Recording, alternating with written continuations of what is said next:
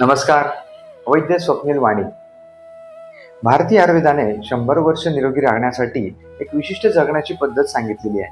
ती म्हणजे दिनचर्या. आयुर्वेदाचं ब्रीदवाक्य आहे, अहो प्रयोजनच म्हणा की स्वस्थस्थ स्वास्थ्य रक्षण. म्हणजे स्वस्थ व्यक्ती जो आहे किंवा निरोगी व्यक्ती जो आहे त्याचं स्वास्थ्य कसं टिकून ठेवता येईल याचा विचार अगोदर हा आपला भारतीय आयुर्वेद करतो. या दिनचर्येमधली काही ठळक मुद्दे आता आपण या ठिकाणी बघणार आहोत. क्विक रिव्ह्यू पटकन बघणार आहोत. आणि याचं कारण असं की हे जे मुद्दे आपण डिस्कस करणार आहोत किंवा एक बघणार आहोत त्याचे डिटेल व्हिडिओ मी माझ्या यूट्यूब आणि इंस्टाग्राम चॅनलवर ऑलरेडी पोस्ट केलेले आहेत. त्यामुळे ते व्हिडिओ जाऊन तुम्ही परत परत बघा आणि तुम्हाला काही शंका असेल, तुमचे प्रश्न असतील तर तिथे जरूर विचारा. मुद्दा क्रमांक 1, ब्राह्म्य मुहूर्ताला उठायचं आहे.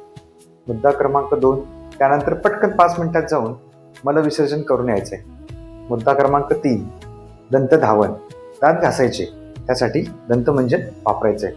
मुद्दा क्रमांक 4, अभ्यंग करायचे. ॲटलिस्ट आठवड्यातून एकदा तरी सर्वांगाला अभ्यंग करा.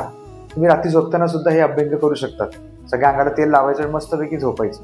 रात्रभर ते तेल मस्तपैकी अंगाला जिरतं.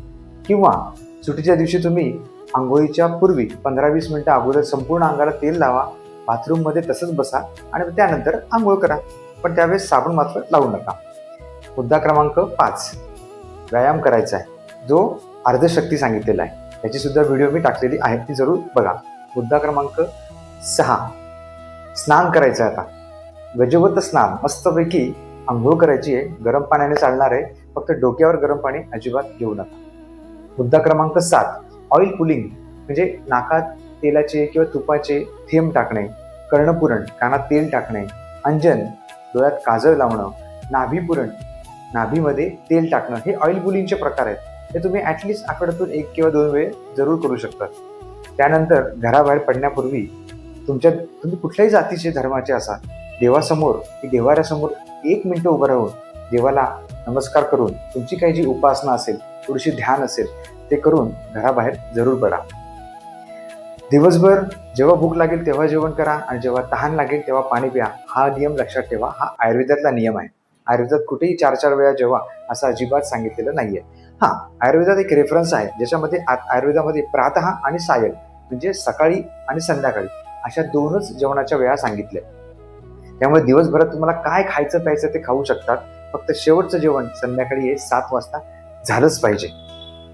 पुन्हा एकदा रात्री झोपण्यापूर्वी ईश्वराचे आभार माना की आजचा दिवस मला खूप चांगला गेला.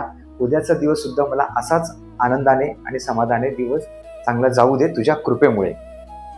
मला वाटतं ही अशी दिनचर्या फॉलो केल्यानंतर नक्कीच कोणी आजारी पडणार नाहीये किंवा त्याला औषधाची गरज पडणार नाहीये. भारतातली बरेच सेलिब्रिटी, काही नागरिक लोक ही दिनचर्या फॉलो करतायत आणि ते तंदुरुस्त आहेत. आणि जर तुम्हाला आरोग्य म्हणजेच हेल्थ आणि हॅपीनेस हवं असेल ते निश्चित ह्या दिनचर्येमध्ये नक्कीच मिळणार आहे. एकदा करून तर बघा आणि कमेंटमध्ये तुमचे अभिप्राय कळवा. धन्यवाद.